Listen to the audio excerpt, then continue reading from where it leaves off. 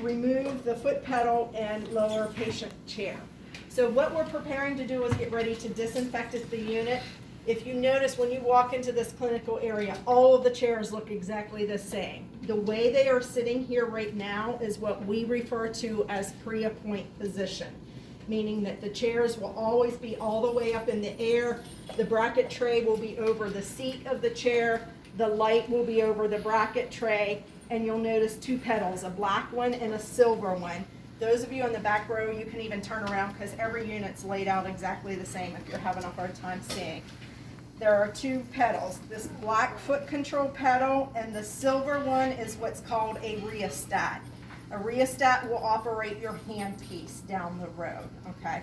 But we always put those up at the end of every clinic session so that when our maintenance department comes in here in the evening, they can run through with a broom without having to finagle around all of those different chairs. So in order to get ready to prepare your unit, you just want to take a second and using your foot, you want to kick these off in here. Okay. Sometimes if you're really struggling with them, you can bend down if you need to pick them up. But the whole idea of infection control is the less you touch, the better for infection control. So that's why I want to encourage you to start learning to do things with your feet that you can do with your feet, okay? Once you got them off of there, and it's important to make sure you take them off of that black pad because there is a kill switch that we'll talk about here that if you start to lower this chair too far down, you will get those trapped under there.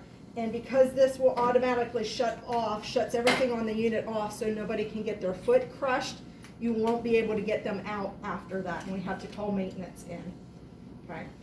So from here, you kick the pedals off. You want to use the back controls of the chair. All of these dental chairs, this is what's called the backrest of the chair, and on both sides there is the same set of toggle switches. The top set has an up and down arrow to it, and if I push on that, that will simply raise and lower the entire dental chair as a whole, okay? So you want to use that toggle switch to lower the unit to a height that it's going to be convenient for you to disinfect. So you don't, when you're disinfecting, you don't want to have to bend over at the waist to have to clean the seat of the chair. Likewise, I don't want to have to stand on my tippy toes to disinfect this light.